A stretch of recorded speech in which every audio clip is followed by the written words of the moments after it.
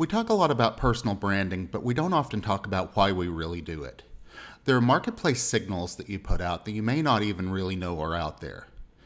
Here's what can be found online about you: your website, your curated personal brand, and your thinking from your blog, your personal branding digital artifacts, anything you've put on a profile such as LinkedIn, Behance, or other profiles you've done, professional photos, the image you want to portray. Those are all things that you can take care of and curate and put out there. The things that we can't really control too well would be social media, unless you've been really spectacular about locking down your profiles. Photos that don't flatter, that could show up on various social media sites and get picked up by Google. And damaging content, any text with spelling, grammar, punctuation errors, writing with little critical thinking, plagiarism, or anything else that negatively portrays our work. Now, the ultimate signal of your personal brand is the quality of your work and your attention to detail, and how people can trust that you're going to follow up on what your promises are. Let's go through 4 main steps that I think are worthwhile to update for your personal brand.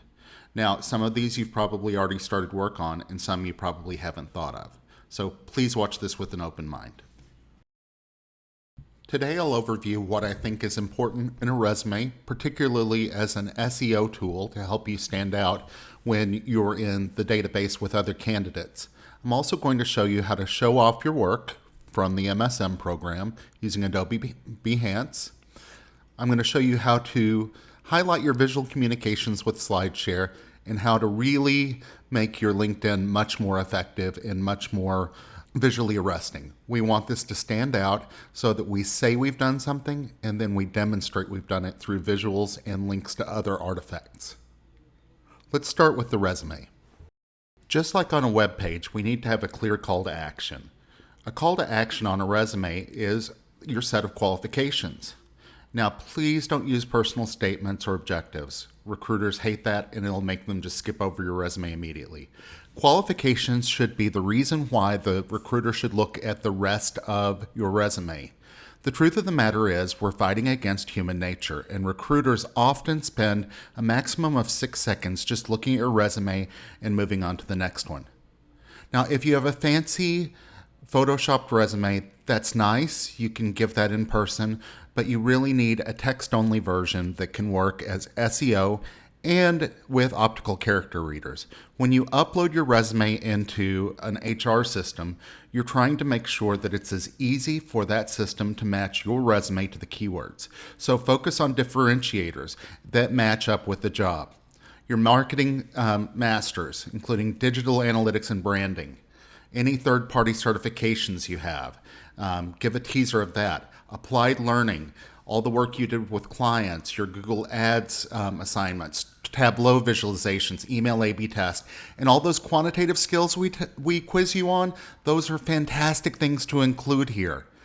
For a section on certification and badges, I've seen people that have gotten job offers in their first interview because they had so many things that the agency actually wanted. So make sure that you save room for this.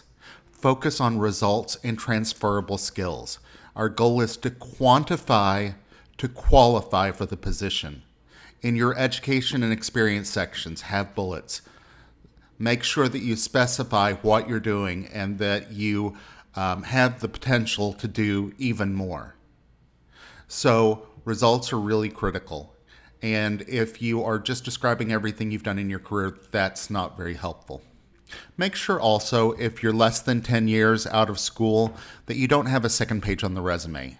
Nobody is going to read a 2-page resume. The shorter you can get, the better. Drive them off to LinkedIn or your other digital artifacts. Now, Behance.net is probably not a website you've heard of before, but it's actually by Adobe. And this allows you to visually demonstrate the skills. Remember, I told you that I wanted you to be able to say that you've done something and then demonstrate it. And one way to do that is visually. So when you build a gallery in the free version of Adobe Behance, there's a paid version called Adobe Portfolio.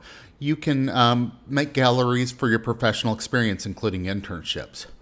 Your graduate course deliverables, get screenshots of your applied assignments, your email A/B test design, your client marketing plans.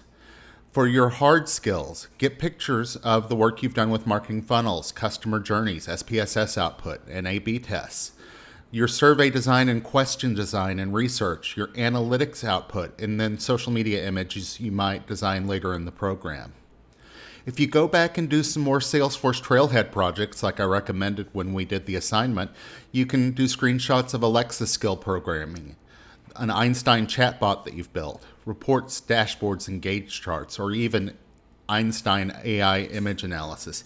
Anything that can back up what you say you can do is really helpful. And the great thing is that the galleries or individual images can be linked by URL to LinkedIn. So it makes it very easy to connect the two.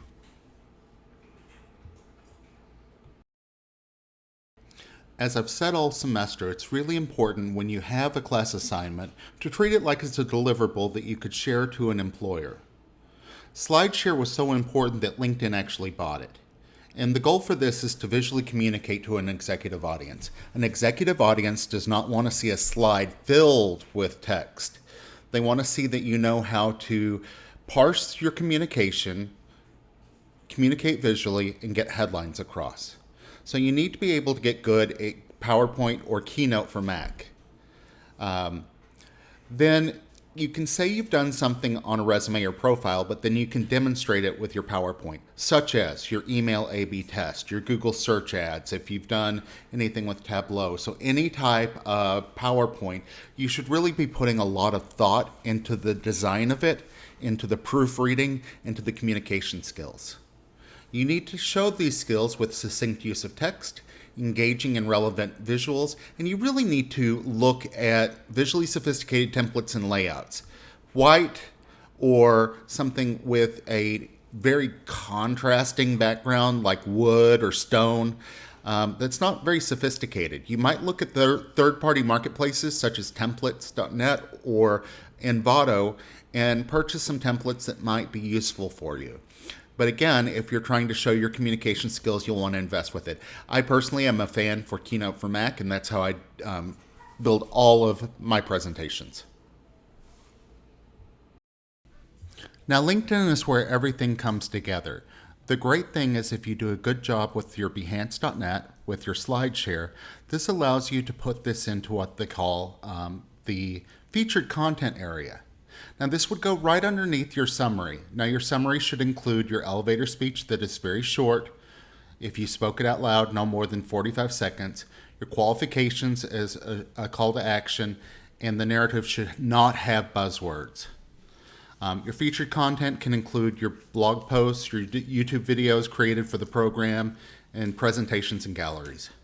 Overlooked sections include projects. Now you want to make sure that you tag anybody that worked with you on the project, certifications, courses you've taken, honors and awards, volunteer experience, and many of you have recommendations, but I recommend that when you ask for a recommendation, you do an effective request, just like you did for your assignments, where you ask if the person would mind doing a recommendation for you, and if they would focus on a specific aspect of working with you, perhaps the delivery of an assignment or the delivery of a project or working under tight deadlines.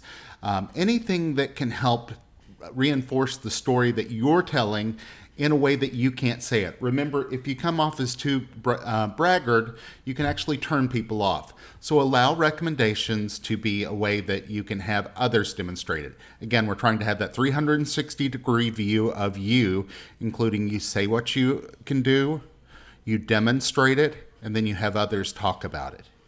So, and don't be offended if somebody doesn't do a recommendation. A lot of people have a policy that they don't do it, or perhaps they've been burned by somebody they recommended, and then the work that they turned in was shoddy.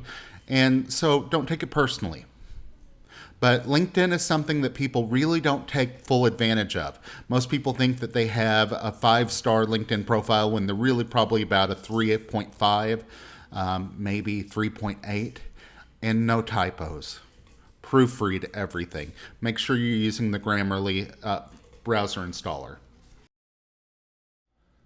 In 10 minutes, we've reviewed 4 things that you can do very quickly to make yourself stand out, including enhancing your resume with qualifications, focusing on certifications, and really finding the quantification so that you fit the qualification. Using Adobe Behance as an online portfolio for use with LinkedIn, and SlideShare.net as a way to demonstrate your visual communication skills. Together, these 4 tools will help you stand apart and help you really differentiate yourself from all the other people that are out there.